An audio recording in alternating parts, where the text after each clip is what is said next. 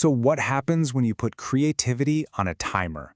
Well, today we're diving into this awesome competition that gave builders wildly different time limits. We're talking 1 minute all the way up to 10 years, just to see how time really shapes what someone can create. And I mean, just look at the difference right from the get-go. On one side, you've got a completely furnished room with cooked food ready to go, all done in 60 seconds, and on the other, a hyper-realistic city with over 10,000 buildings that took a decade to make. This contrast right here is what this whole thing is about. All right, first up, let's look at what I'm calling the sprints. These are the builds where it's all about ingenuity under some serious, and I mean extreme pressure. We're talking 1 minute and 1 hour. So, let me just ask you, what could you possibly build in just 60 seconds? You're probably thinking, maybe a small wall, or, just placing a few blocks around. But oh man, the reality is way more impressive. The result is it's amazing. The builder, Cheetah, didn't just throw together a framed room with a bed. He also managed to smelt and cook potatoes. He literally said, "I had time." This little flash of genius got him the legendary nickname, the $10,000 potato. Okay, so now let's see what happens when you get 60 times that. The 1-hour build was done by an actual architecture student. And get this, on the same day as one of his exams. He made this incredible samurai home with all these layers and even custom swords. And as a little joke, he threw in a hidden secret room with a surprise inside. It's just a perfect mix of serious skill and a great personality. Okay, now we're about to take a huge leap. We're going from single buildings to building entire worlds. The time frames here jump up to 1 day and 1 week. So the builder for the one-day project created this whole world in 24 hours. But here's the kicker. He still took 6 hours to sleep. So really, this is an 18-hour build. The amount of stuff he got done is it's mind-boggling. And this wasn't just some random collection of houses. No, this was a world with its own story, its own lore. It had 4 different environments, these giant energy crystals, and even a massive butterfly pollinating flowers. And what's really important here, every single building had a full interior. That's at a pretty high bar right from the start. All right, next up is the 1-week build. This thing took the scale from a city to what felt more like an entire civilization. The first impression you get is just epic. I mean, visually, it was unbelievable. You had this mix of Roman and Greek architecture, a massive Colosseum, a whole dock with a fleet of ships. But all that grandeur made you wonder, what's on the inside of all those amazing buildings? And here's your answer. Mr. Beast's quote just nails it. For all that amazing stuff on the outside, the interiors were all empty. And this right here started a huge debate for the whole competition.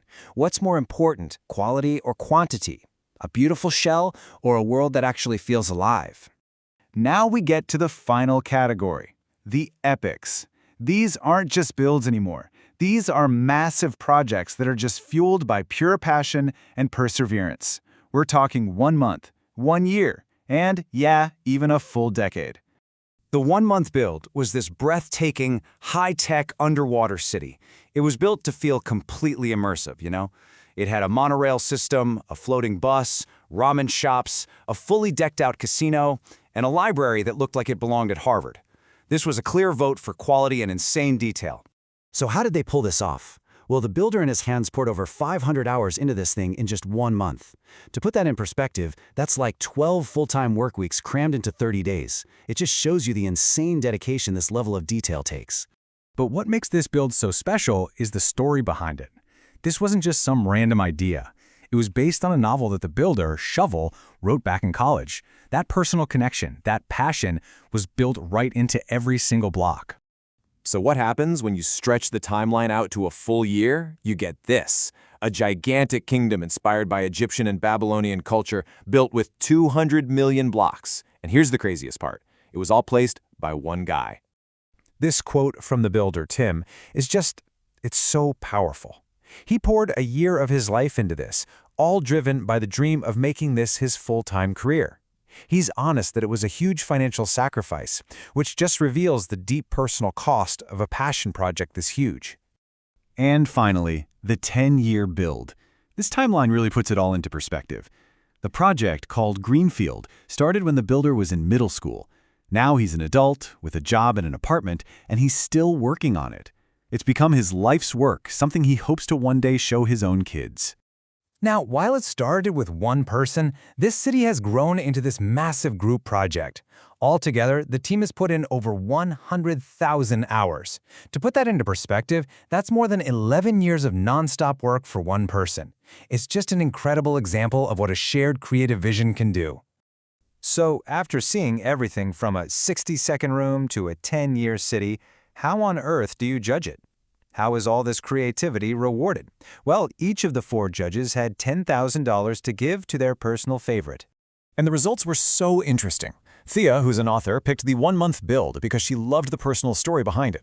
Kalis was just blown away by the one-day world and how much was accomplished. BTMC had to give it to the cleverness of the 1-minute build and its $10,000 potato, and Mr. Beast rewarded the incredible solo effort of the 1-year build.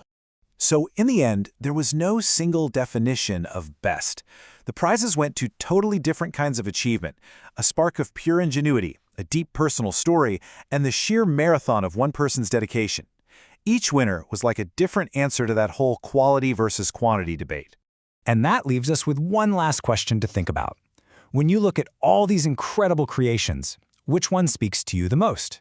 Is it the clever idea that's executed in a flash of genius? Or is it the unbelievable commitment of a marathon of dedication?